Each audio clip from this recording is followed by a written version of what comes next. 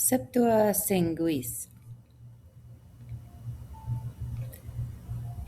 the Eight Temptations. Chapter 11. Delphi. The cold stone seeps through her flesh and dives into her bones, dragging her into the earth.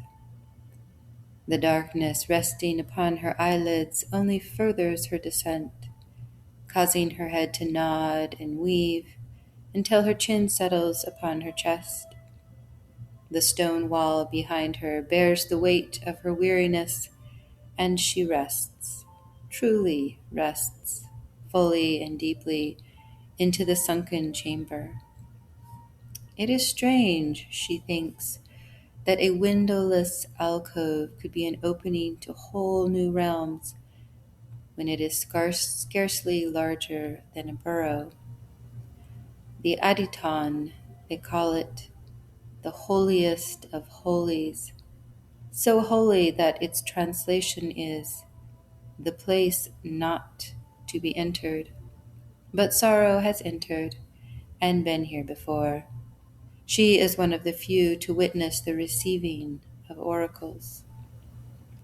She draws her robes tighter, noting their dampness.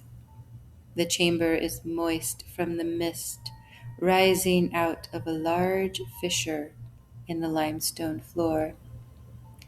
The fissure also expels a sharp mineral odor which stripes the stone walls, the cracks filling with white chalk over the eons. The scent rises into sorrow's nostrils again and again, a ceaseless reminder of the hidden depths. Sorrow struggles to open her eyes. She begs them to look at what she has already seen.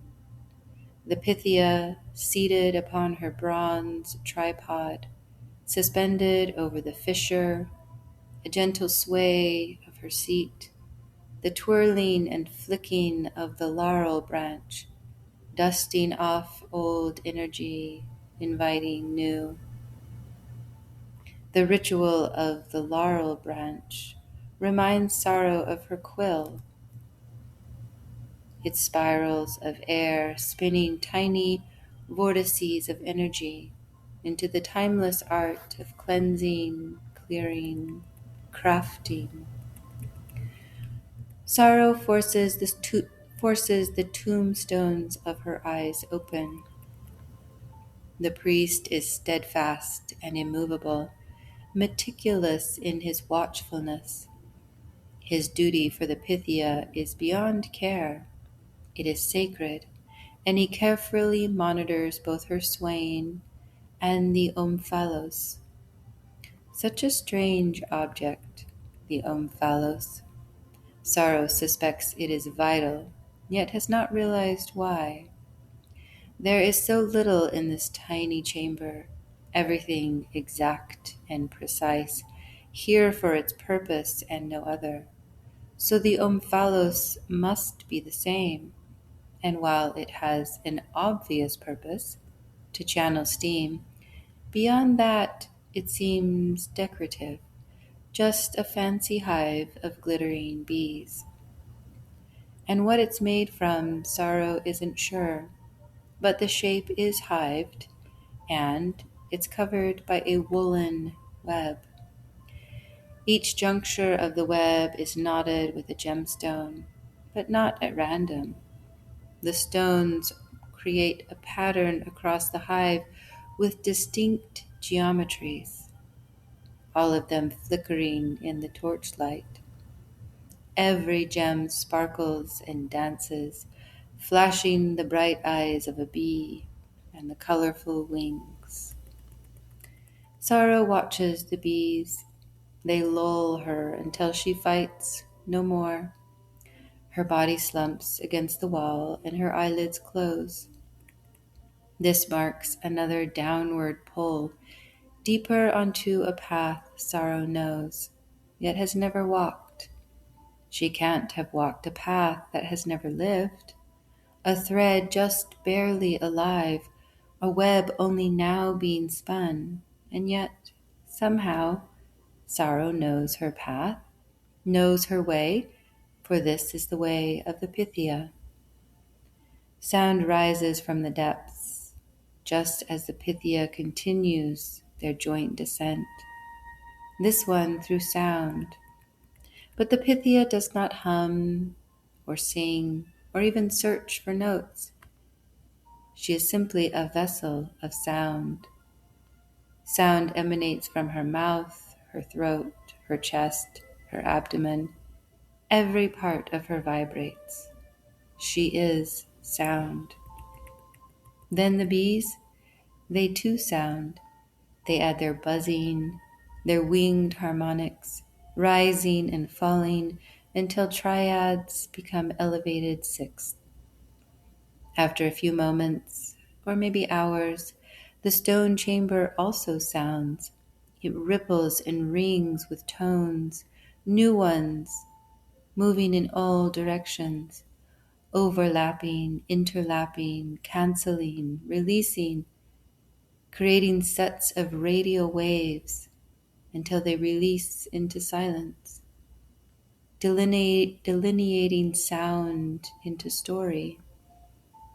All of this happens through that mysterious interplay of sound, of energy, and it's understood by very few and seen by even fewer. The Pythia, the bees, the stone, they do not stop, even though there are moments of silence. Sorrow crags her eyes open, promising that this is the last time she will force them up. She notices the priest again. Not a muscle has moved, and he is unaffected by what he sees.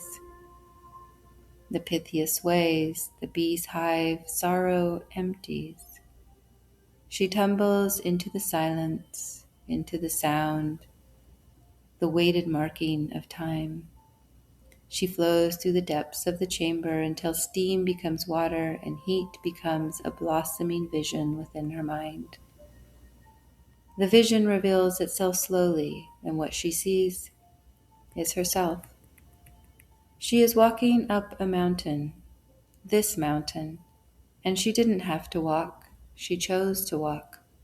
Such an unusual place, nestled between fault lines, deep fissures lacing the rock, a crystal clear spring, waters sweet as milk, a quiet valley below, the ground, alive, trembling, living, breathing, aware, as she knew it would be, as it must be. For one to hear, if one seeks, there is only one way, yet many entrances, into the labyrinth which everyone must walk. It is demanded. If one seeks to ask, one walks the labyrinth. The vision blurs as sorrow shifts against the wall, easing her soreness. She notices the tones suddenly collide, a sharp vibration descending into a minor before fading into the vision. 20 columns rise into the sky, austere sentinels, neither stone nor rock, protecting what she seeks, here and not here, a stately threshold, stripping away. She steps through, the first step, giving back what is wanted. There is no other way in than to give back. The labyrinth demands that all be erased, all of it, not only asking, but seeking, wanting, desiring, the stains of desire erased, bleached, washed, wiped, removed, as much as can be. The looping turns, roundabout angles, misdirections, never wrong, always home, home, center, navel, omphalos, beehive, belly button of earth, navel of universe, now, seek to ask what is already answered. The vision fades as the limestone floor bites into her flesh. Sorrow shifts again and stretches, her eyelids fluttering for a moment, and she glimpses gemstone bees. Sorrow has placed her hands on a similar omphalos, the one in the center of the labyrinth, and she asked a question. But it was not about the dying humans. It was the question she's lived far too long without asking, the one her heart pleads for. Sorrow slides down against the wall until she lies upon the floor. She curls into herself, a question mark of body, and wonders why she finally dared to ask, after all this time, even while knowing that any answer given will be a riddle, a knotted web, a portrayal of energies, whatever is present in the moment. Perhaps this is why she dared, because oracles aren't truth-sayers. There is no such thing. Oracles are thread-sayers. They speak the web of destiny in motion, which is the greatest riddle of all. Answers don't live in words. They live in webs, which is why Sorrow didn't ask about the dying humans. She knew that answer would be knotted into any question she asked. So she asked an easy one which terrifies her. Sorrow's cheek rests upon the floor, and a chill races through her. She shudders and grips the stone as her mind flings outward, suddenly leaving her body behind. The great entrance of Delphi rushes toward her, the jagged rock and dry soil. She arrives quite suddenly and stares at the two mottos carved and chiseled with Greek letters. Know thyself. Nothing in excess.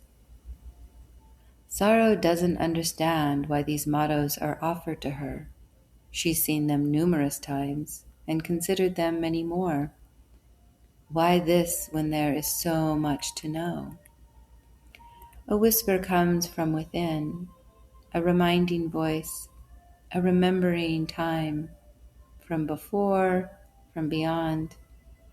It is up to her, the experiencer, to receive the answer which has been lost. Lost.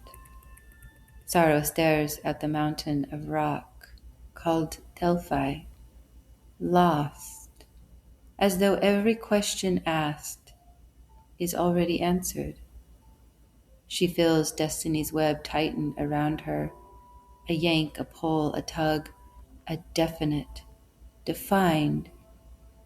She wonders if there is actually a choice here, and if so, what? The Greek letters fade into mineral scents and moist steam as Sorrow feels herself back in the chamber. She doesn't know how the Pythia manages to descend into destiny's web without losing her mind. But as she opens her eyes, there the Pythia sits upon her tripod, with bees twitching and crawling, buzzing in some strange unison. Suddenly their colored wings strike out, and the woolen net lifts off the omphalos, carried high into the chamber. Sorrow can't tell if her eyes are actually open or closed, but the bees seem to reach greater and greater heights as she is funneled deeper and deeper into some mayhem, spiraling and whirring into a web of her own making, by her own questions, her own seeking. The flickering light of the torches gives way to darkness, and then to speckled light. Sorrow feels soil beneath her and is immediately alarmed. Where is she? How is she not watching this vision? Why is she suddenly inside of it? Alive. Sorrow doesn't move. She carefully looks up and sees trees and leaves, dappled sunlight flirting with the clouds. She pushes up to find herself surrounded by a forest, not a Bavarian forest, nor a Rocky Mountain forest, nor a Kenti. Those forests are equally alive as this one, but this one is unique, with a very noticeable difference, and it makes itself known. A huge walnut tree booms across the landscape, its roots clawing the soil with each step. Behind it, a tentative and trembling sapling totters, just learning to walk. She's in a forest. Sorrow is here in her favorite place, and that walnut tree looks exactly like Valonia. She can remember the countless hours of her youth, climbing and talking and listening to her wise arboreal friend. Sorrow relaxes, her alarm lessens, and she smiles softly. Seeing a young one learning to walk and learning to fall is comforting. She still knows this is a vision and she's inside of it. She can feel the overarching presence of the vision, and maybe that's okay. Sorrow hears another buzz, but it's not from the bees. This buzz is in her ear to the right. She looks over her shoulder just as a tiny flock of black wings careens past. They land upon her robe, a mob of ladybugs speckling her velvet. Sorrow holds very still as they tuck their underwings and settle like old friends. A strange grunting noise causes her to look up, and she surveys the forest.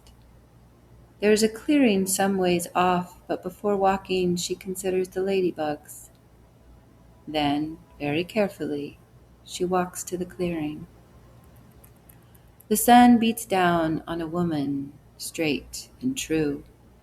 Her dress clings to the sweat of her back, the cloth so thin it reveals every curve, with nothing beneath. The woman is free of adornment, except for one piercing, a tiny bone in her left earlobe. Her skin is bronzed from sun and birth, and her knees are calloused, likely due to kneeling on the earth, which she does now. A mound of dirt rises above the woman, dwarfing her youthful frame. She leans down into a tunnel which opens below the mound. It is packed and firm, and the woman pulls on a dark braid, hand over hand over hand, as endless as the sun. The woman draws the braid and coils it into concentric circles, nesting them within each other. She counts as she pulls. 77 becomes 100, becomes 2, and they do not stop. She counts and counts until the day wears as thin as her dress. Then she stops. She stands and releases the braid. It falls to the earth with a quiet thump, and she wipes a forearm across her shorn head, the sweat dripping to one side. She reties a knot at the base of her skirt and positions it higher along her thigh. She presses her palms into her lower back and arches. The ache in her body is palpable, running so deep it clings to the bareness of her bones. The woman kneels again, resumes her labor. She counts and coils, forever it seems, until she stops, but not because the day is so thin, but because she has seen something. Safely lodged between the plaited hair is a miniature replica of a dog. It has a lean frame, loyal legs, and keen eyes, a sighthound. Tears well in the woman's eyes as she dislodges the dog and holds it to her chest. Chang'an, the woman whispers. The ladybugs suddenly take wing, and Sorrow feels her feet lift off the earth. The landscape whips before her and then slowly slides back into focus as her feet return to the soil. Stars now overhang a night sky. The silvery dreams seem as languid as the fireflies. The woman stands before a fire, holding the replica in front of her. The flames lick at the shape, and she murmurs a story too low to hear. Then she clutches the dog with sudden desperation and falls to her knees. A howl of pain escapes into the night, filling the air. Tears stream down her cheeks, only to fall hard and heavy as stone upon the earth, the granite edges of pain raking at her soul. Screams tear her through her body, and the suffering is a torment. The woman howls again and again, until finally she relents. Her body falls to the earth, emptied of suffering, full of sorrow. Sorrow. She's the one they run from, hide from, ignore and placate, refuse to admit, refuse to submit. They postpone and procrastinate, do everything imaginable except allow her, sorrow, the truth. This is what she truly is, the truth, the acceptance, the tears and pain, the renewal. Cold limestone presses upon her cheek, and the fissure whines in her ear. Sorrow opens her eyes to see the Pythia lumbering on her tripod, a cargo ship on an oceanic voyage, sailing through a web as slick as sleet, and winged with as many waves. Sorrow is terrified of destiny and her web, even as she longs to see the threads. She wonders if she could receive an oracle, a true one, not just a vision. And she wonders if she would know the difference, because there clearly is one. Sorrow pulls her robes tighter, the cold seeping through. She wishes she could wrap herself in shadows, but they are not allowed here, quite literally barred from crossing the threshold of the Aditon, as though an invisible barrier prevents their entry. Suddenly, Sorrow is ripped across and down and through the chamber at high speed. She sees and smells and tastes stone, then water, earth, and fiery depths before leaving her breath behind. She is taken somewhere where there are threads. Everywhere. They entangle her in a claustrophobic mesh. She struggles to free herself, but is surrounded on all sides, every angle, and her movements only tighten the web. She can't breathe. She can't think. She stops. This is a vision, she tells herself. Fully inhabit it. Sorrow closes her eyes and feels the suspension, the threads clutching at her body. She feels herself dangle and sway. She is safe. She opens her eyes. She studies the knots in the web.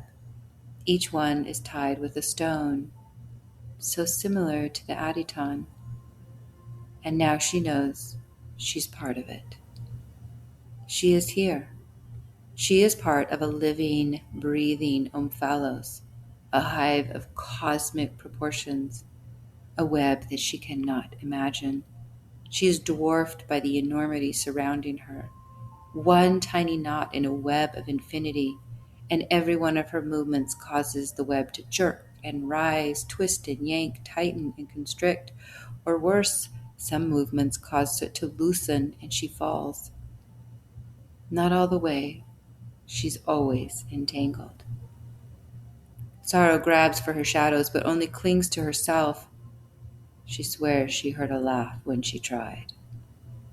She closes her eyes again, feeling sick with helplessness, wondering if this is how humans feel. She can't imagine feeling more helpless than she already does. She opens her eyes again and looks around at the stones, and then she notices one, a singular knot, but it is not tied with a stone. This one is knotted to a human, and sorrow recognizes her. This human has bronzed skin and 8 distinctly colored threads reaching out from her navel. Each colored thread stretches equidistant from the others, just as sorrow thought, hoped would exist. But this means little. Yes, it shows that humans can come, but there is no way for sorrow to see this outside of vision. And that's when a 9th thread shimmers, silver and fine. It is attached to the tongue of the human, a misty thread. This is when sorrow knows, and it's so simple, it's stupid. They are stupid, all 8 of them. Their blunder is obvious. Every human already knows. The deities just need to ask. If a human says yes, they will live. If they say no or nothing, they will die.